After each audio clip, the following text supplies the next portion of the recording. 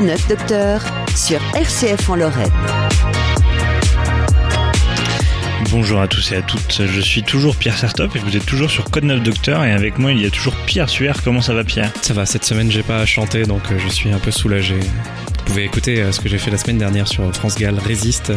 N'hésitez pas à trouver sur le site histoire d'en parler. À prouver qu'on existe. Voilà, histoire. À chercher le bonheur partout. Exactement. Voilà, très bien. Est-ce que t'es content de cette première partie ? Oui, et je refuse ce monde égoïste. Eh bah super. Ravi de vous retrouver aussi pour cette seconde partie avec nos invités Carlotta et Pauline de l'Observatoire des violences sexistes et sexuelles dans l'enseignement supérieur. Je vous propose qu'on commence dès à présent notre débat.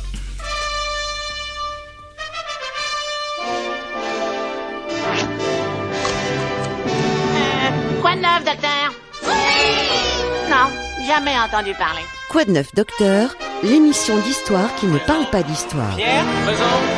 Pierre, présente. Pierre, Eh bien, je vous propose qu'on commence maintenant notre débat. Nous avons l'habitude, en deuxième partie de l'émission, de lancer un débat un peu provocateur. On avait demandé notamment, est-ce qu'on n'en fait pas trop avec Napoléon ? On va se demander si l'histoire moderne existe vraiment. Aujourd'hui, et au vu de vos nombreux travaux, nous avions des dizaines de questions à poser à la lecture de vos résultats et puis même des échanges de la première partie.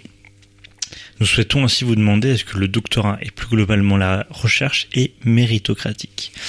En effet, on pourrait se dire que contrairement à des concours, à d'autres examens, le doctorat ne tient qu'au mérite individuel du doctorant. Je réussis car je travaille indépendamment des autres. Les autres doctorants ne pouvant pas me nuire à ma recherche, je suis finalement libre et donc ma réussite ne dépend que de moi. Toutefois, et ça aurait pu être ma recommandation du jour, l'ouvrage « Comment l'université broie les jeunes chercheurs », l'auteur rappelle que le doctorat n'est pas toujours synonyme de liberté, encore moins d'indépendance.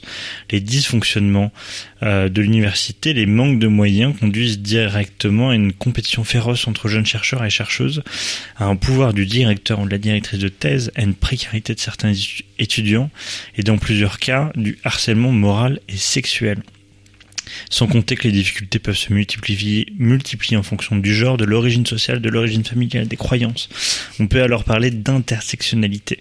Ce terme qui est peut-être inconnu pour certains de nos auditeurs, je rappelle la définition donnée par l'Oxfam, désigne la situation de personnes subissant simultanément, je n'arrive plus à parler, plusieurs formes de domination ou de discrimination qui s'entrecroisent, se recoupent et s'intensifient mutuellement. Et ce phénomène n'est pas que parisien ou dans les grandes universités, puisque en septembre 2020, Camille Zimmermann, une doctorante de la faculté de lettres de Nancy, s'est suicidée en dénonçant le harcèlement de son directeur de thèse. Ainsi, je vous pose la question, quand on est doctorant, est-ce qu'on part tous et toutes avec les mêmes chances d'aller au bout ? L'intro était un peu longue. Est-ce que c'est une question, il y a un peu la réponse dans la question Non. Non, mais parce qu'on, pour être tout à fait honnête, quand on s'est posé la question, et c'était la compagne de Pierre qui le disait, le doctorant, on pourrait vraiment imaginer qu'on est dans sa bulle et qu'au final, rien peut nous arriver. Contrairement, par exemple, si je passe le concours de l'enseignement, où je peux être le meilleur, s'il y a des meilleurs devant moi, je suis pas prêt. Le doctorat, il peut avoir cet effet de se dire, on est un peu tout seul et on est tranquille et on est entre gens bien élevés. Et vous avez fait une étude sur ce domaine et je vous sens prête à dégainer. Pourquoi pas dégainer, oui. Bon, bien sûr que non, à mes yeux et aux yeux de l'Observatoire, le doctorat n'est pas méritocratique. D'autant plus qu'il y a un problème avec le doctorat, c'est qu'il y a une diminution de la proportion des femmes. Tout d'abord. Donc ça voudrait dire que les femmes seraient moins méritantes que les hommes, ce qui n'est bien sûr évidemment pas le cas. Notamment donc dans les sciences dites dures, en sciences et technologies. Par exemple en mathématiques, il y a que 27%. En physique aussi, il y a très peu de femmes. Il y a une trentaine de femmes qui font des doctorats. Donc de doctorantes. Tu cherches l'appui de Carlotta. Et Carlotta vraiment te regarde et te laisse. Non, mais moi j'avais si je peux venir rajouter un autre chiffre, c'est pareil, c'est encore une fois c'est du ressenti, mais c'est vraiment basé sur des expériences, sur des faits. Mais on a, je les connais pas par cœur, je les ai sous les yeux, plus de la moitié des répondantes à notre questionnaire qui considèrent que les femmes voient leur place constamment remise en cause au sein des doctorats. Donc ça se voit qu'il y a quand même, nous on nous a beaucoup parlé du phénomène d'autocensure des femmes, que les femmes iraient pas dans certaines filières et iraient pas faire des doctorats parce qu'elles s'autocensurent, mais en fait non, elles s'autocensurent pas, elles se rendent compte qu'elles sont pas les bienvenues et donc du coup au final elles le font pas. Donc Voilà, je suis désolée, vas-y, reprends. C'est parmi les chiffres que tu évoquais tout à l'heure, Pauline, c'est le fait qu'en fait, en licence et en master, il y a plus de femmes, et en doctorat, t'en as vraiment beaucoup moins, significativement moins. Et ça continue ensuite avec le nombre de maîtres de conférences et le nombre de professeurs, puisque pour la petite anecdote, il y a quelques années, on avait fait ce qui s'appelait le printemps de l'histoire-géographie, et quand on avait fait le bilan de ça, on s'était dit, mais on n'était pas du tout paritaire. Et depuis, on essaie de faire attention de notre programmation, je sais si t'en parlais, mais c'est véritablement complexe, puisque des jeunes chercheuses, il y en a moins que des jeunes chercheurs, et notamment sur certains sujets et sur certaines thématiques. Et du coup, ce que tu dis, c'est qu'en effet, il y a plus de difficultés dès l'accès au doctorat pour des femmes de rejoindre l'exercice.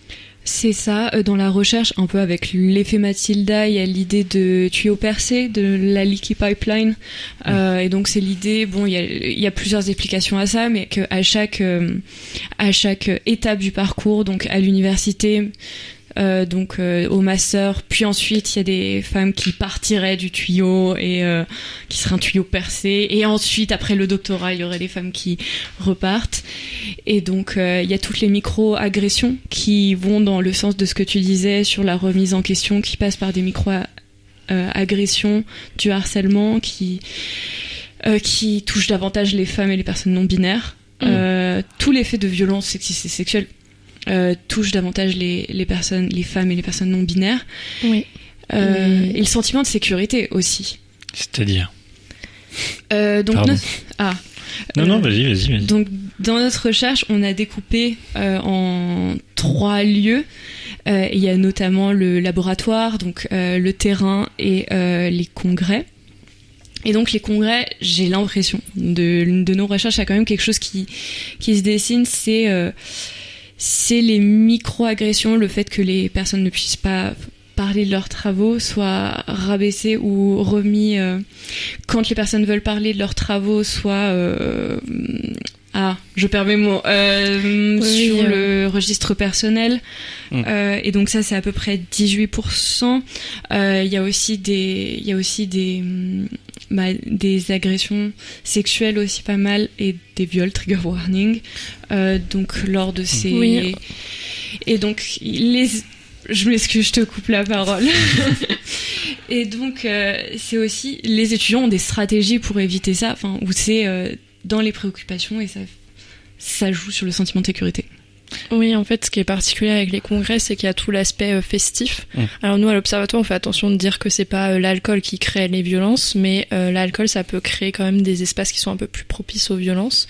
Et du coup, il y a beaucoup de ces espaces qui servent beaucoup à réseauter, à faire du networking, qui sont les moments un peu plus informels de fête, où en fait, on s'est rendu compte que les femmes et les minorités de genre se sentent pas du tout à l'aise d'y aller, parce que elles savent qu'en fait, c'est pas un espace où elles sont les bienvenues, et qu'elles vont devoir faire attention à comment ça se passe et à pas être en danger.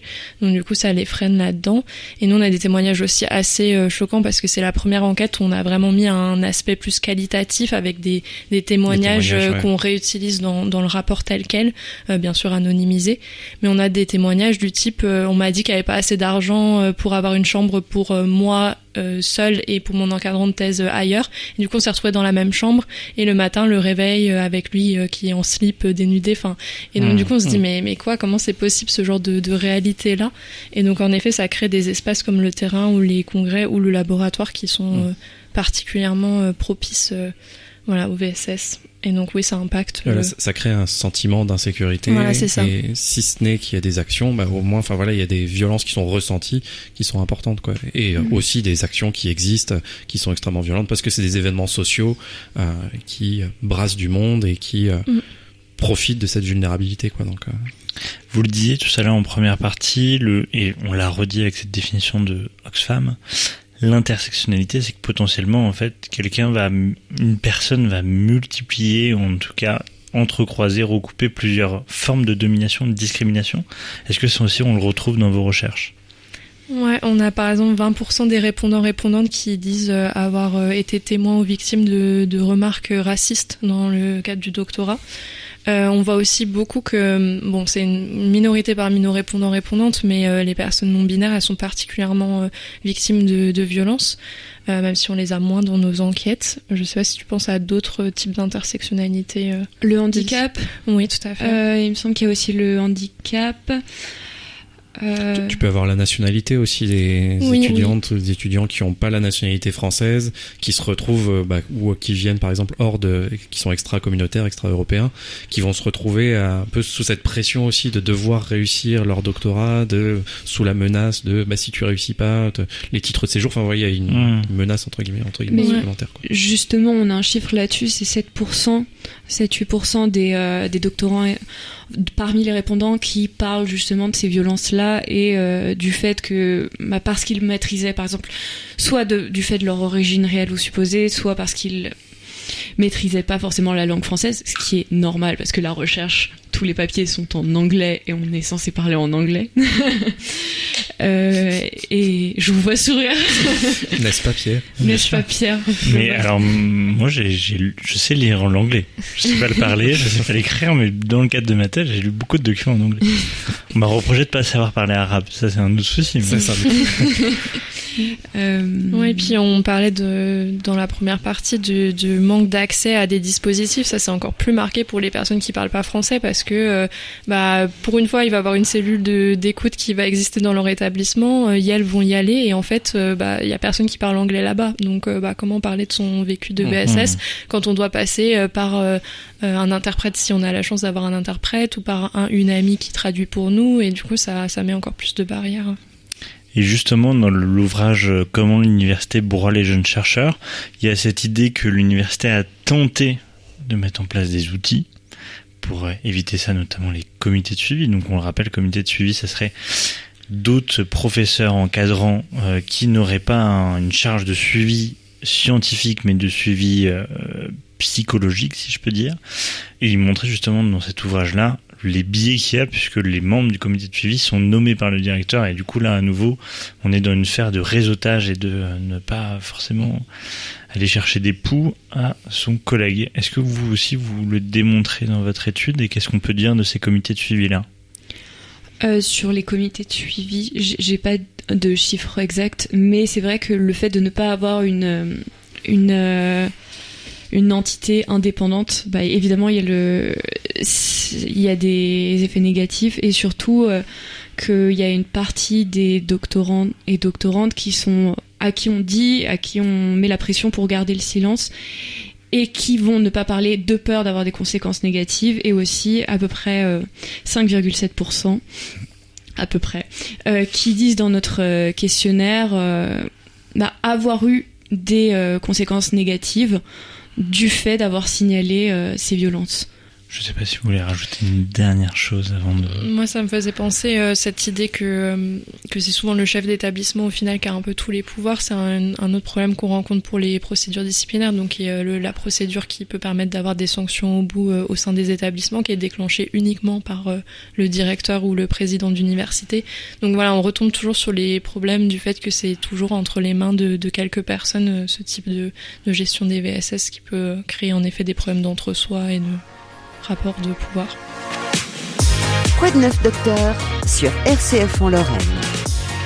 Pour compléter notre débat, je vous propose qu'on passe tout de suite à la chronique qui s'appelle normalement « Comment va Marin ?» D'habitude, nous plaçons cette chronique à la fin de l'émission afin de suivre le parcours d'un doctorant, donc Marin Manzin, en fin de thèse, et les difficultés qu'il rencontre. Toutefois, aujourd'hui, nous avons souhaité rapprocher la chronique de notre débat et laisser la parole non pas à Marin, puisqu'on trouvait qu'il n'était pas forcément légitime pour répondre à cette question-là, bien que Marin ait une situation où ils doivent travailler, etc., mais plutôt à sa collègue, Julie Bellotto, doctorante en histoire contemporaine à l'Université de Lorraine, habituée de nos podcasts d'Histoire d'en parler, et notamment de Quoi de neuf, docteur. Et dans cet épisode de Comment va Julie, on lui demande est-ce que le doctorat est méritocratique? Bonjour Pierre. Je trouve que c'est une question passionnante, et ma réponse, que j'essaierai un petit peu de nuancer, n'est pas représentative du vécu de l'ensemble des doctorantes et des doctorants parce qu'elle dépend forcément de mon parcours personnel. J'ai débuté ma thèse en 2022, juste après avoir fini mon master de recherche et en ayant obtenu un contrat doctoral que j'ai l'impression d'avoir mérité parce que j'ai énormément travaillé pour l'avoir, Mon entourage peut en attester, mais en même temps, je ne me laissais pas d'autre choix que d'obtenir ce contrat parce que sans lui, je ne pouvais pas me lancer en thèse, je n'avais pas de ressources financières suffisantes pour m'autofinancer directement après le master, et ce, malgré avoir occupé un emploi étudiant pendant plusieurs années. Désormais, en ayant un bagage de quelques années de doctorat derrière moi, j'ai quand même l'impression que dans ce milieu universitaire, dans le milieu de la recherche, beaucoup de choses se jouent par un alignement d'opportunités et ou de chance. Et donc je pense aussi que j'ai eu beaucoup de chance de décrocher ce contrat doctoral à l'université de Lorraine, qui est une université de province, et que peut-être dans une autre zone géographique, comme à Paris ou dans une université étrangère hors Europe, mes chances là n'auraient peut-être pas été les mêmes.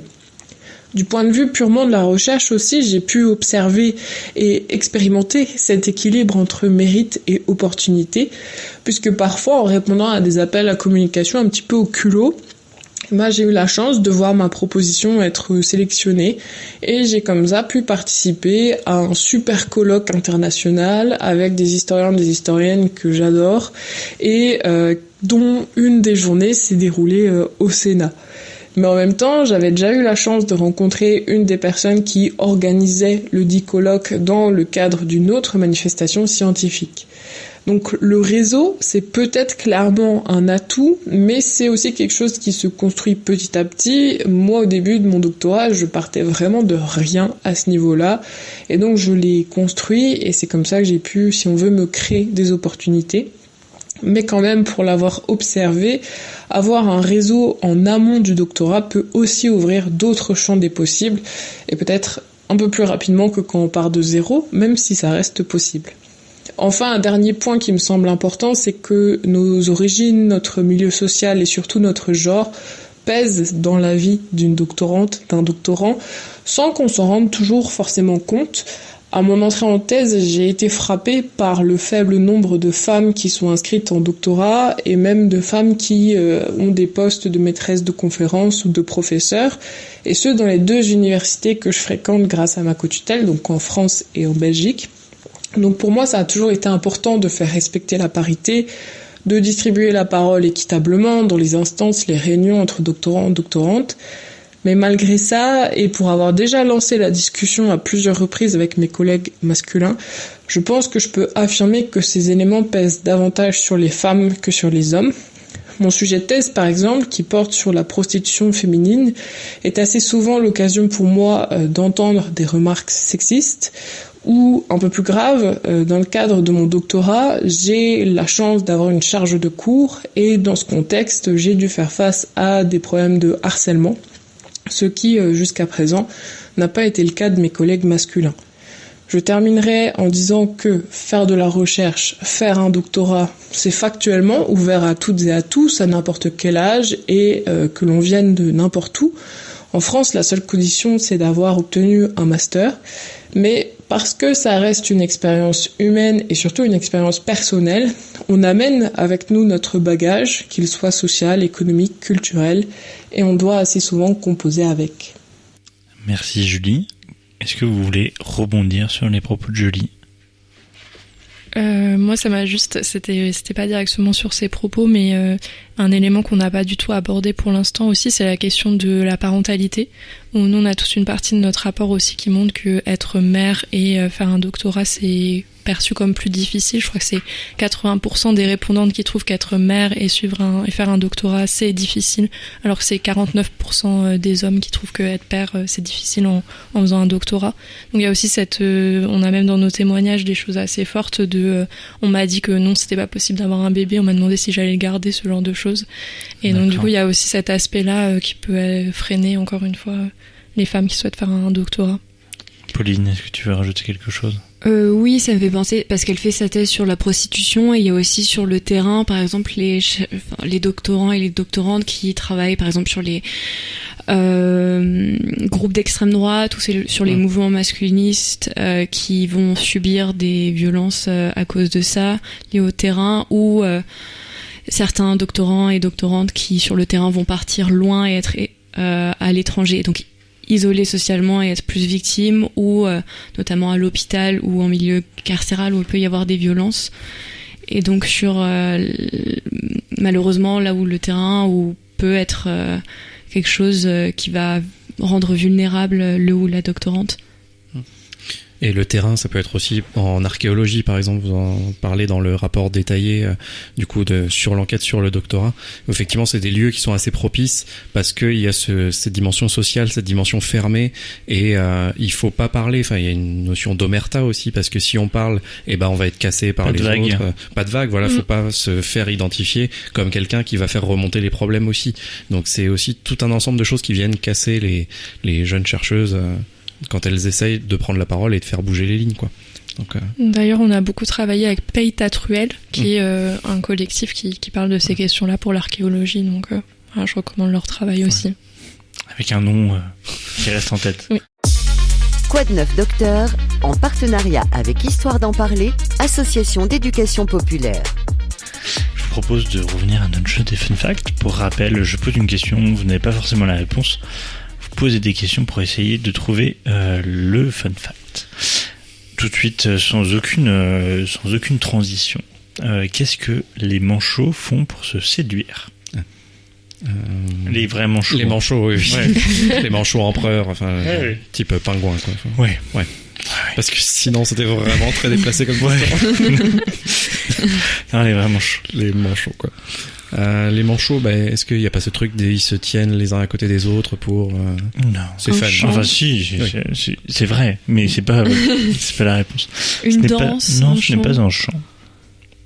Ah oui, c'est très kiki, c'est une réponse. Oh. C'est plus kiki fact que fun fact. Oui, mais la petite danse, j'aimerais bien. Mais... Non, c'est encore plus kiki que ça. C'est plus kiki. Ouais. Est-ce qu'ils font des cadeaux? Ils font des cadeaux. En effet, mais quoi? Des petites boules de poils. Non, on parle pas des Portugais. Je suis d'origine portugaise. Les fameux manchots portugais, n'importe quoi. Cette émission part en vrille. Quelque chose à manger? Ce n'est pas à manger. Enfin, je ne crois pas qu'ils le mangent. Des petits cadeaux. C'est quoi, ils vont aller au magasin de cadeaux et puis ils vont... Tout à fait. Ouais. Parce qu'il y a beaucoup de magasins en Antarctique. Mais j'ai tiré. Oui, c'est vrai. Non, c'est quoi comme cadeau? Enfin... Des fleurs? Non, c'est pas des fleurs, mais c'est en effet quelque chose de naturel. En même temps, je vois des c'est artificiel. Le dernier iPhone. Un caillou? Eh bien, c'est la bonne réponse. Oui. Selon l'article de National Geographic, ces manchots sauvent des cailloux pour se prouver leur amour. Chez les manchots papous, il y a une botte secrète qui ne loupe jamais pour séduire les femelles. C'est dans l'article. Bien sûr. Leur offrir un beau caillou. Voilà. Après, il y a une vidéo, mais du coup, ce n'est pas du tout radiophonique. Mais voilà. Vous saurez ça. Je sais pas qu'est-ce que vous faites, mais ils se comportent mieux que certains hommes quand même. Ils vont le rappeler. Tout de suite, la question qui n'a rien à voir. Mais est-ce que vous avez déjà offert un caillou à quelqu'un? Est-ce qu'il n'y a pas un lien avec le fait qu'on s'appelle tous les deux Pierre et que Xavier ait trouvé ce fun fact? C'est vrai. Parce que ce n'est pas nous qui trouvons les fun facts. On débunk que ça. On a un bénévole qui trouve des fun facts pour nous. Comme ça, même toi, tu les découvres en même temps. Je les découvre un petit peu avant quand même. Mais oui. Quelle est la question? Et la question est à nouveau très longue. Le mouvement MeToo débute en 2017, concernant d'abord le cinéma américain puis la France. Il va se porter sur tous les milieux de la société et donc l'université aussi, notamment en février 2021 avec le hashtag SciencePort, permettant de dénoncer les violences sexistes et sexuelles à l'école de sciences politiques parisienne. Nous sommes presque 5 ans après. Est-ce que on peut dire qu'il y a eu des vraies avancées sur ces 5 dernières années, même ces 8 dernières années depuis MeToo, ou pas trop? Alors, par où commencer? Ouais, c'est ça, c'est une vaste question. Je pense qu'il y a eu des avancées dans la conscientisation de qu'est-ce que c'est les VSS. C'est un terme qu'on utilise beaucoup plus souvent. Beaucoup de victimes qui se sont rendues compte qu'elles étaient pas seules et que qu'on mis des mots là-dessus. Après, je dirais qu'on a fait là la libération de la parole et maintenant ce serait bien qu'elle soit écoutée et que cette parole elle soit reçue, ce qui est pas encore tout à fait le cas. Donc ouais, je dirais qu'il y a des avancées sur le côté en parler un petit peu plus, même si on l'a vu par exemple pour le doctorat, c'est pas encore gagné, mais maintenant il faudrait en faire quelque chose quoi. Donc tu dirais il y a eu des avancées au niveau des victimes puisqu'elles parlent beaucoup plus de ce qu'elles ont subi, mais pas assez du système quoi. Ouais, c'est ce que j'ai un peu envie de dire parce que nous on pointe à chaque fois toutes les défaillances au sein des établissements et Et j'ai l'impression que ça a pas trop avancé. Ou en fait, maintenant, il y a même ce côté où j'ai l'impression que les écoles communiquent beaucoup dessus. Oui, on fait plein de choses pour lutter contre les VSS, et c'est encore plus blessant, enfin insidieux, parce que finalement, c'est pas tant. Il y avait une la sous-question réalité, un peu comme ça. Est-ce qu'il n'y a pas un peu entre grosses guillemets un greenwashing des violences sexistes et sexuelles de l'école qui disent voilà, nous on est à la pointe de ça. Pas trop. Ouais, par exemple, on a des écoles qui disent on a plus de 90% de nos étudiants et étudiantes qui sont sensibilisés, puis quand on vient creuser un peu, en fait, les étudiants ils sont sensibilisés, mais avec un petit module à faire en ligne sur leur ordi, ou si t'appuies en continu sur la flèche pour avancer, tu le fais en 2 minutes chrono, puis t'as rien vu. Et donc du coup, nous on dit à l'observatoire, oui d'accord, mais c'est comment vous sensibilisez les étudiants? Est-ce que c'est avec des moments interactifs, avec des questions-réponses, avec de la réflexion, ou si c'est quelque chose qu'on peut faire en 2 minutes? Et comment on mesure l'impact aussi, peut-être? Ouais, c'est ça. Donc nous on conseille par exemple d'avoir aussi des petits quiz à la fin, c'est pas grand-chose, mais déjà de vérifier un peu les connaissances qui ont été acquises, et puis revenir à la charge régulièrement. Pas juste faire une journée de sensibilisation à la rentrée, puis se dire c'est bon, maintenant on a sensibilisé tous les étudiants dans un amphi à 300 personnes, où on sait pas trop vérifier qui est venu, qui est pas venu, et puis c'est bon, tout le monde est sensibilisé. Et on en parlait la dernière fois, mais effectivement c'est aussi un problème de lexique. C'est des fois on va dire harcèlement, violence, c'est un peu la même chose. Enfin c'est confus pour distinguer les choses, et que c'est important d'avoir les bons mots pour non seulement les victimes pour savoir ce qu'elles ont vécu, et aussi pour les témoins et pour les agresseurs, les coupables, pour leur dire oui en fait c'est ça qui est arrivé, c'est ça que tu as fait, et pouvoir identifier les choses et comment on construit à partir de ces notions là quoi. Je sais pas si Pauline, tu voulais rajouter quelque chose. Carlotta, tu fais tout le travail très bien. Non, je suis d'accord avec toi sur le fait que c'est aussi une mission du baromètre qui était en 2023 de mesurer la connaissance des étudiants et étudiantes sur les VSS. Et donc, je dirais que la grande victoire de MeToo, au moins mettre la lumière dessus et permettre aux victimes de conscientiser et peut-être de sentir moins coupable, moins honteuse, qui peut être les sentiments de victimes de VSS, et de faire changer la honte de camp finalement. Et est-ce que, tu l'as un peu dit dans le débat précédent, mais aujourd'hui on fait face à une sorte de retour, en tout cas un ressenti de retour de courant masculiniste. Et est-ce que au final, paradoxalement, il y a eu cette vague MeToo? Est-ce qu'il n'y a pas aussi une vague masculiniste? Et est-ce que vous voyez une sorte de confrontation plus dure? Enfin, vous êtes depuis moins de 5 ans dans l'observatoire, si je me trompe pas, mais est-ce que l'observatoire a l'impression qu'il y a aussi une opposition qui est aussi politique et idéologique chez certains étudiants, plutôt étudiants qu'étudiantes en plus? C'est une bonne question. Je pense pas qu'on ait étudié ça spécifiquement. Après, je pense qu'on en est tous et toutes témoins, notamment sur les réseaux sociaux. Je crois que récemment, c'était là pour la journée internationale de lutte contre le VIH en décembre, où il y avait eu toute une enquête de fait par plusieurs associations sur à quel point maintenant les propos et les contenus masculinistes touchent tout le monde en fait. Il n'y a plus besoin d'aller sur un forum précis pour les trouver comme ça pouvait être le cas auparavant, où il y avait des sortes de communautés sur certains sites, etc. Maintenant on les a partout dans des réseaux sociaux qui sont utilisés par tous et toutes. Donc je sais pas si nous on a vraiment des données là-dessus, mais c'est sûr qu'on voit qu'il y a une montée de certains mouvements comme ça. Et aussi, ça c'est pas vraiment des mouvements masculinistes, mais aussi beaucoup de récupération des mouvements féministes par l'extrême droite aussi, qu'on voit de plus en plus. Et donc voilà, des choses auxquelles il faut rester vigilante. Peut-être pour préciser, masculiniste, c'est pas le pendant du féminisme, hein, évidemment, c'est l'hostilité envers les femmes qui c'est revendiqué. Non, les femmes sont inférieures. Enfin, c'est des mouvements extrêmement violents, et il y a des conséquences assez dramatiques, quoi. Eh bien, je sais pas, tu veux rajouter quelque chose, Pauline? Peut-être l'enquête dont tu parles, c'est l'enquête du SIDAction, et celle qui est sortie le 1er décembre, donc il y a un mois, ça fait du temps. Et oui, il y a peut-être, il me semble qu'il y a quand même une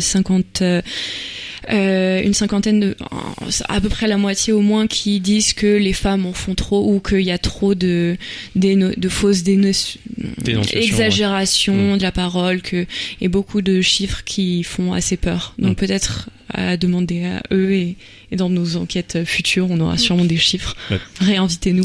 On en parlait tout à l'heure, c'est absurde d'imaginer ça, parce qu'en fait, c'est tellement dur d'aller jusqu'à la dénonciation, enfin, c'est tellement un parcours de la combattante, enfin, d'arriver jusqu'à la dénonciation, qu'en fait, il y a tellement de d'écrémage jusque-là, que celle qui arrive au bout de la procédure, bah, c'est vraiment le bout de la chaîne, ça, c'est le sommet de l'iceberg, si on utilise une autre image, quoi. Donc, si elles en arrivent jusque-là, c'est qu'évidemment, il s'est passé quelque chose qu'elles ont envie de dénoncer, et que, je pensais à ça par rapport à la thématique du harcèlement. En fait, des spécialistes de harcèlement disent, ce qui est du harcèlement, c'est ce que les personnes ressentent comme du harcèlement. En fait, la définition, c'est ça.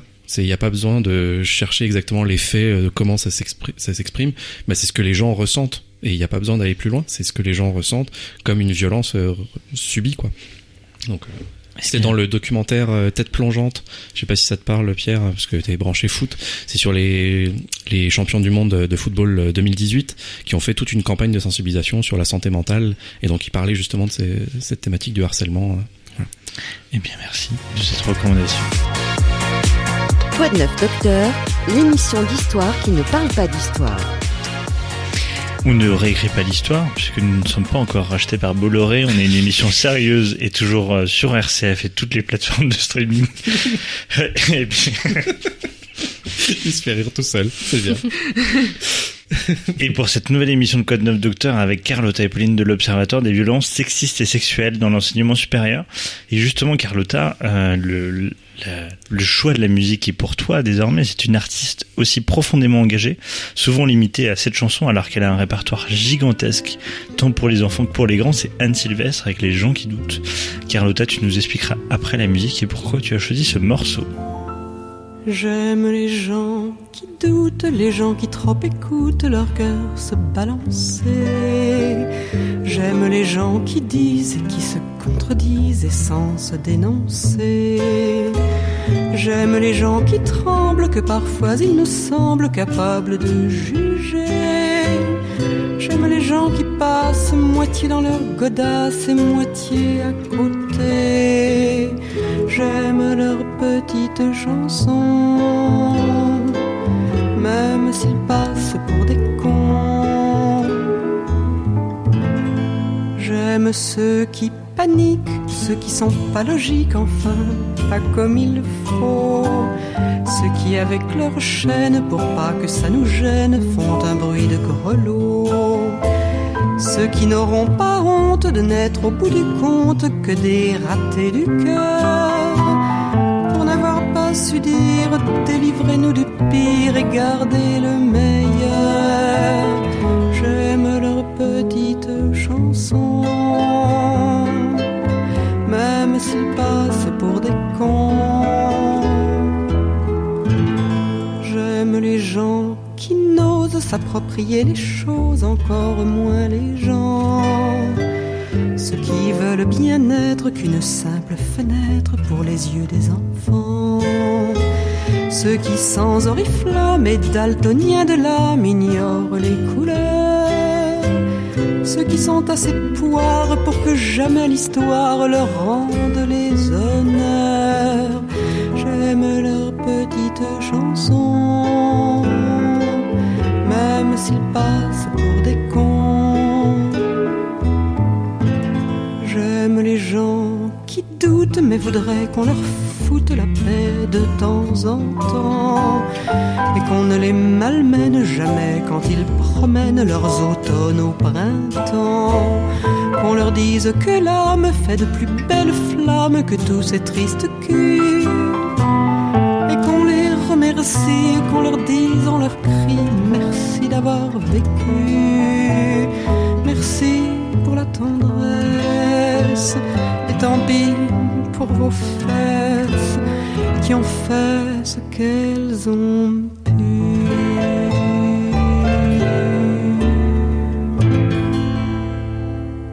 C'était donc Anne Sylvestre pour Les gens qui doutent. Carlotta, pourquoi ce choix Bah du coup, quand vous nous avez demandé des chansons, c'était lié à notre militantisme, à notre parcours.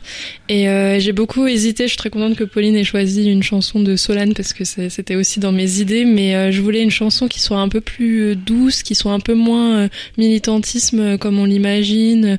Même si j'adore aussi aller en manif et voilà être en colère, etc.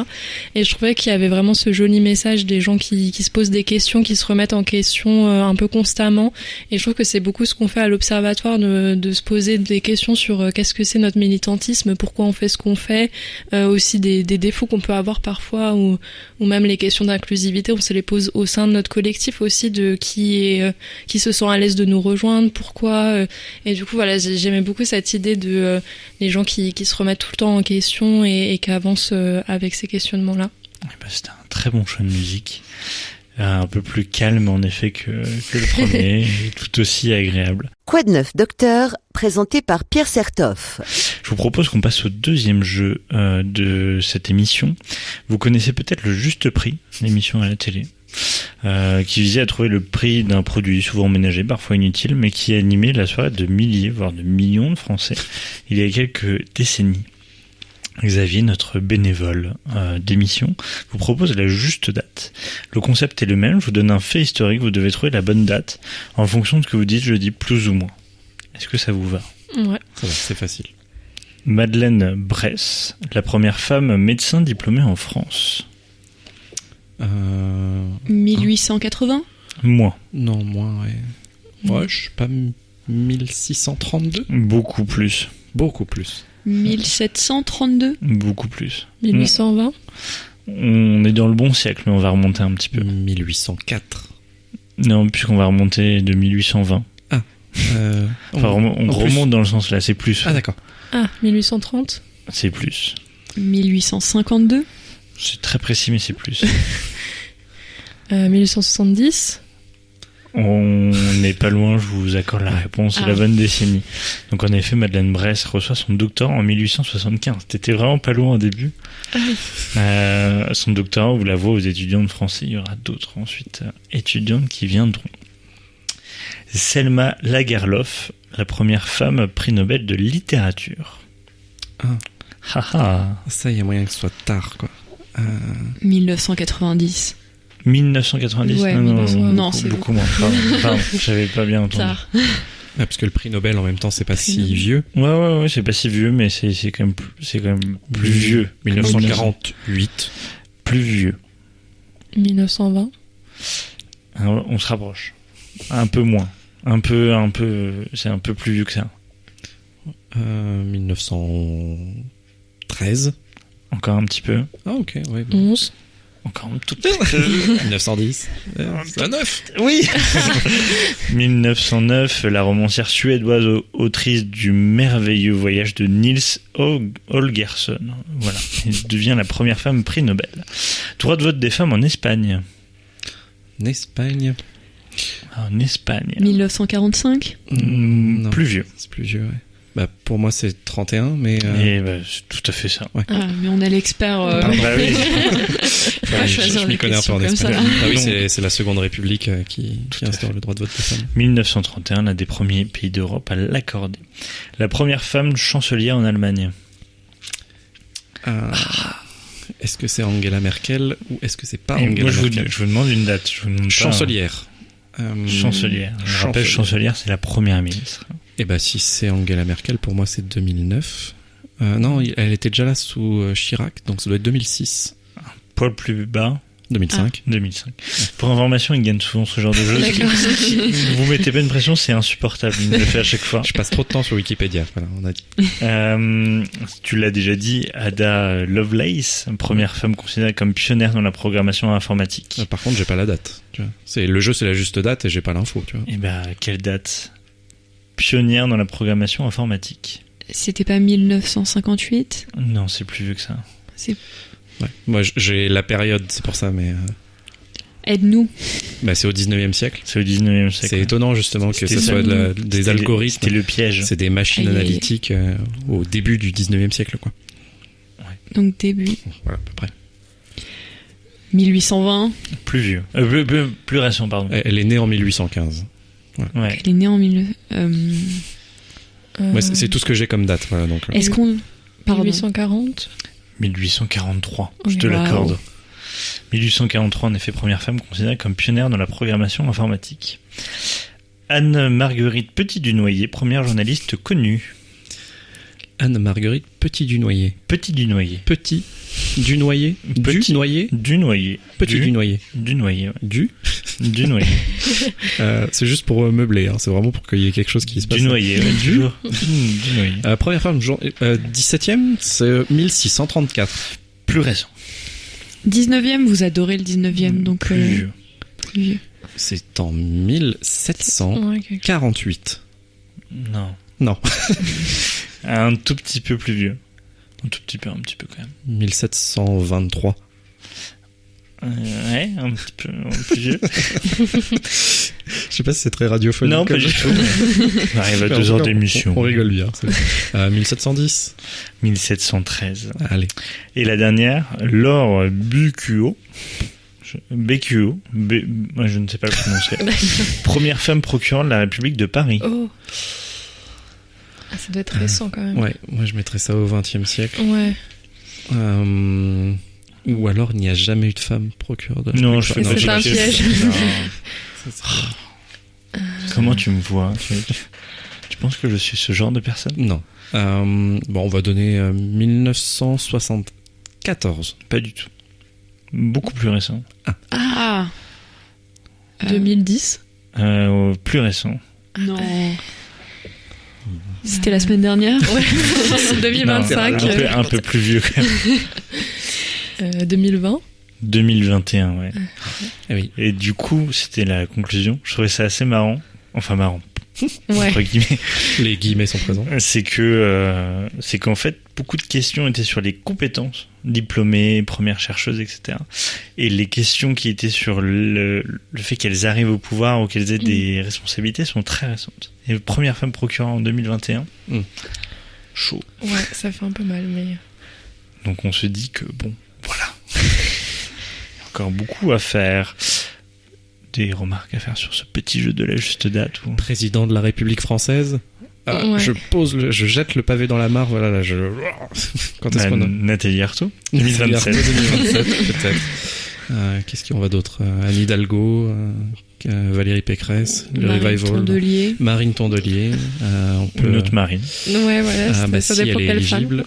Qui est-ce qu'on peut avoir d'autre dans d'autres partis? Sarah Knafo. Chez non. la France Insoumise, il peut y avoir Clémence Guettet. Non, par contre, Clémentine Autain. Clémentine Autain pour l'après. Cécile Duflot pour Oxfam. Voilà, on la salue. On la salue. Tout à fait. Quoi de neuf, docteur, sur RCF en Lorraine. Je propose le dernier fun fact de cette émission. Une étude très sérieuse de l'université de Glasgow, très sérieuse, ont montré que les Écossais avaient quelque chose de plus en quantité, que les Inuits. Qu'est-ce qu'ils ont en plus? Un petit truc en plus. En quantité, ils ont quelque chose qu'ils ont en plus. Voilà. Plus de personnes rousses dans leur population. Sûrement. Les Écossais par rapport aux Inuits. Sans aucun doute. Je vais vous aider parce que sinon, c'est l'ordre du vocabulaire. Beaucoup plus de mots. De mots, mais pour quel mot? Désigner. Moi j'avais l'inverse. Les Inuits ont énormément de mots pour désigner la glace. Et du coup, les Écossais ont beaucoup plus de mots pour désigner le whisky. Alors, t'es pas loin. C'est la même idée. C'est dans le champ lexical de la glace. Donc, les Écossais ont plus de mots pour désigner quelque chose. Les glaçons dans dans le whisky. Je maintiens. Pour désigner une boisson. Non, c'est pas du tout une boisson. C'est le champ lexical de la glace. La glace. C'est compliqué. Il y en a parfois en Lorraine. De la neige. Tout à fait. Les Écossais ont plus de mots pour dire neige que les Inuits. Voilà, je vous laisse cette information. Ah oui, d'accord. Puisque une étude très sérieuse de l'université de Glasgow ayant pour but la création d'un thésaurus. Qu'est-ce que c'est un thésaurus? Thésaurus, c'est un répertoire de mots qui permet de quantifier, de classifier les choses. Donc de thésaurus, de mots typiquement locaux et formels, les Écossais ont 421 mots pour désigner la neige. C'est un peu surprenant que la neige tienne tête à l'appui. C'est l'article. C'est Suzanne Reddy, lectrice en langue anglaise et écossaise à l'université Glasgow. C'était dans un article du quotidien The Guardian. C'est une belle surprise, dit-elle. Une étude de cette même université visant à créer un thésaurus, je vous l'ai dit, etc., etc. Les Inuits n'en auraient que 50. Mais ce qui est déjà énorme. Et que la neige, c'est de la neige, quoi. Enfin, bon. Et du coup, la question subsidiaire, combien vous avez de mots pour désigner je ne sais quoi? Ouais, combien de mots pour désigner les VSS? Voilà. Non, on s'était dit, pour repartir avec une onde positive, en tout cas, je ne sais pas, mais une onde qui amène à l'action, concrètement, comment on fait pour agir voilà, sur ce combat-là? Qu'est-ce qu'on peut faire? Je dirais déjà on doit agir quand on est témoin de VSS, parce que c'est un chiffre que j'ai plus du tout en tête, mais on a un nombre énorme de personnes qui répondent à notre questionnaire et qui disent qu'il y avait des témoins quand elles ont vécu des VSS et qu'il n'y a eu aucune réaction. C'était la question aussi, c'était de dire qu'est-ce qu'on fait si je suis une victime, qu'est-ce que je fais si je suis un témoin? Eh ben, un témoin, on a maintenant une méthode des 5D qui s'est beaucoup popularisée, notamment sur le harcèlement de rue, mais donc essayer d'aller vers la victime pour casser un peu la bulle qui peut avoir entre l'agresseur et la victime. Donc voilà, essayer de faire semblant par exemple de connaître la victime et lui parler. Aussi si on est témoin mais que c'est un peu trop tard et que le cas de VSS est terminé, pour des cas de remarques par exemple, aller voir la personne et lui demander comment elle se sent. Aussi en parler, enfin aller chercher une personne un peu d'autorité sur le moment pour venir intervenir. Enfin il y a plein de petites méthodes comme ça. Je dirais aussi jamais forcer une personne à signaler ou porter plainte. Enfin voilà, faire toujours les choses dans le rythme de ce qu'elle souhaite, mais l'accompagner si elle le souhaite, ça c'est important. Et pour les victimes, on a plein de ressources sur notre site d'associations à contacter. Il y a par exemple En Avant, toute l'association qui a mis en place un chat en ligne pour répondre aux questions des victimes. Il y a des numéros nationaux voilà anonymes, et au sein des établissements, il y a normalement une cellule de veille et d'écoute qui doit être facilement contactable, soit avec un numéro de téléphone, une adresse mail. Donc voilà, ça peut être des ressources vers lesquelles se tourner. Je sais pas si tu penses à d'autres choses, Pauline. Peut-être sur les micro-agressions, peut-être ne pas hésiter à briser la parole et à soutenir les personnes qui peuvent être victimes. On peut le voir, ou quand un ami ou une amie fait une remarque qui peut être discriminante, sexiste, peut-être ne pas hésiter à reprendre la personne. Parce que peut-être dans les facteurs qui entraînent ces violences, il y a l'alcool qui est cité souvent, mais c'est beaucoup l'effet de groupe qui joue aussi, qu'il y ait une sorte de validation implicite. Si les autres disent rien, on laisse faire, et du coup ça entretient un climat malsain. Donc c'est aussi savoir dire non, là t'as pas à dire ça, sans casser l'ambiance, quoi, mais dire non, en fait ça c'est pas autorisé, et de désamorcer tout de suite dès qu'il y a le début d'une situation un peu gênante. Voilà, ça tue dans l'œuf, et ça permet de prévenir de certaines situations, quoi. Ouais, surtout que c'est connu que quand on est nombreux à être face à une situation de danger, il y a une sorte de dilution de la responsabilité. On se tourne tous les uns vers les autres en se disant il y a quelqu'un d'autre qui va agir. Voilà, être la personne qui fait le pas de dire que c'est une situation anormale, et de venir toujours valider aussi la sensation. On le disait pour le cas de harcèlement, mais dire si la personne se sent mal à l'aise, c'est qu'il y a un problème en fait, sans venir chercher à dire est-ce que c'est une agression sexuelle. Enfin, dire voilà, déjà là il y a un souci, il y a quelqu'un qui se sent exclu, qui se sent mal à l'aise, il faut qu'on en parle et il faut que ça change. Et voilà, et aussi faire passer les informations en fait. Si vous êtes au courant de ressources qui sont utiles, pas hésiter à les partager autour de soi. Voilà, même nos chiffres ou ceux d'autres associations montrent que voilà, c'est un problème qui concerne tout le monde. Et si un auditeur, une auditrice veut vous rejoindre, comment elle fait ? Alors on a des périodes de recrutement, souvent une pendant l'hiver et une pendant l'été avant la rentrée. Donc voilà, nous suivre sur les réseaux sociaux, on est sur Instagram, LinkedIn, on a aussi un site internet. À chaque fois, si on tape Observatoire des VSS dans l'ESR, on trouve facilement. Et du coup voilà, on cherche toujours des nouvelles personnes pour nos différents pôles. Très bien. Ouais, l'ESR, l'enseignement supérieur et la recherche. Pardon. Parce que forcément, il y a des acronymes. VSS, oui, on a trop c'est l'habitude. un peu plus connu dans le grand public, mais ESR, c'est peut-être... Voilà. Quoi de neuf, docteur ? L'émission d'histoire qui ne parle pas d'histoire. C'est la tradition de mon Code 9 Docteur, on termine toujours avec un bon plan culturel, un film, un livre, un docu, un podcast, peu importe, du moment que ça nous fait voyager dans le temps. Vous avez donc carte blanche. Qu'est-ce que c'est vos recommandations pour ce mois-ci ? Moi j'ai parlé de mon livre préféré. J'ai pas l'occasion de parler souvent de recommandations culturelles. J'y vais. J'ai adoré L'amie prodigieuse d'Elena Ferrante, qui a sûrement été très lue, mais je recommande quand même.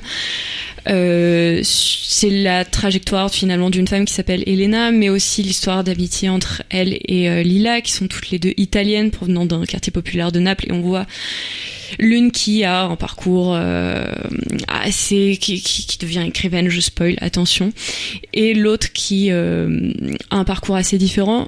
Sur l'Observateur, je dirais que c'est quand même des femmes qui malheureusement, c'est dans les années 50 jusqu'à nos jours, et on rencontre énormément de violences sexistes et sexuelles quand j'y ai repensé pour présenter tout au long des livres. Il y a 4 tomes. Et d'un point de vue historique, ça m'a aussi permis de découvrir l'Italie dans la fin du 19e siècle, avec finalement l'après-guerre, donc des années 50 quand elles sont toutes petites, des choses que je connaissais pas, l'assassinat d'Aldo Moro, les années de plomb, le procès des mains propres, l'assassinat de 2 juges en 92.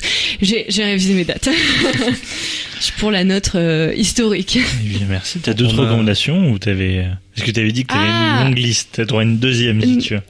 Je suis chanceuse. J'ai aussi pensé, puisque c'est les Grandes Oubliées de Titiou Lecoq que j'avais lu et que j'avais trouvé très accessible et très facile à lire, et qui m'avait permis de déconstruire l'idée selon laquelle la progression pour le droit des femmes serait linéaire, et comme vous l'aviez dit peut-être la semaine dernière, que le Moyen-Âge était peut-être un peu plus facile à vivre pour les femmes que par exemple la Renaissance. Plus compliqué que ça.